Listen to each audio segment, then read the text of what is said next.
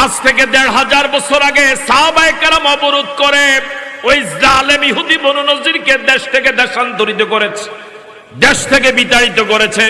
১৫০০ বছর পরে এই জালেম রানীকে ওই দেশের ছাত্র জনতা আন্দোলন করে দেশ থেকে বের করে দিয়েছে। মিলে 50% মিলে 100% জবাব দিচ্ছে ওনারা। 50% মিলে না 100%? মনে হচ্ছে যেন এই সূরাটা এই যুগে নাজিল হয়েছে।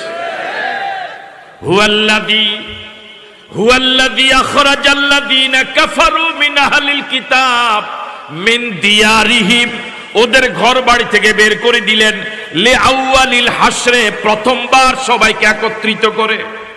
বনু নজির গোত্রের যত সদস্য ছিল একজন মদিনায় থাকার সুযোগ পায় নাই, সবাই সংঘবদ্ধ হয়ে দলবদ্ধভাবে সব বের হয়ে গিয়েছিল। ১৫০০ বছর পরে এদের উত্তরসূরি এই জালেমরাও সব একযোগে পালাইছে। হাসরবাণী সব একসাথে। কি অবাক করা কথা, একটা দেশের প্রধানমন্ত্রী পালাইলে সাথে সাথে জাতীয় মসজিদ বাইতুল মুকাররমের খতিবও পালায়। দেশের এমপি মন্ত্রী, পাতি নেতা, সাথী নেতা, ছোট্ট নেতা, মাজ্জা নেতা, সাজ্জা নেতা সব একসাথে পালায়। লিআউয়ালিল হাসরে, প্রথমবার একত্রিত করে সবাইকে যে আল্লাহ বিতাড়িত করেছেন, ১৫০০ বছরে সব একসাথে মামুর বাড়িতে পালাইছে।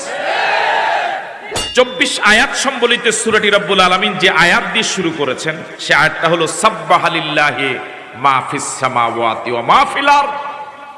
আকাশ এবং জমিনে যা আছে সব তাসবিহ পড়ে, গুণগান করে কার?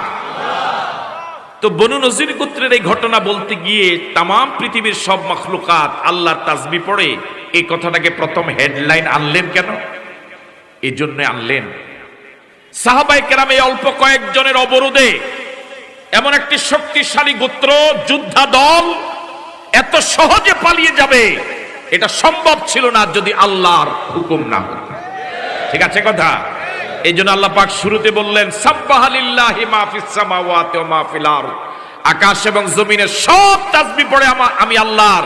ওই বিশাল আকাশ তাসবিহ পড়ে আমি আল্লাহর, ওই বিশাল সূর্য প্রশংসা করে আমি আল্লাহর, বিস্তীর্ণ জমিন প্রশংসা করে তাসবিহ পড়ে আমি আল্লাহর।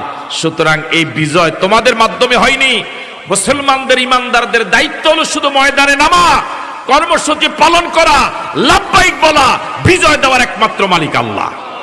সুতরাং বিজয় অর্জনের পরে আল্লাহকে ভুলে গেলে চলবে না, বরং আল্লাহর প্রশংসা করা লাগবে, তাসবিহ পড়া লাগবে। কিন্তু দেখা যায়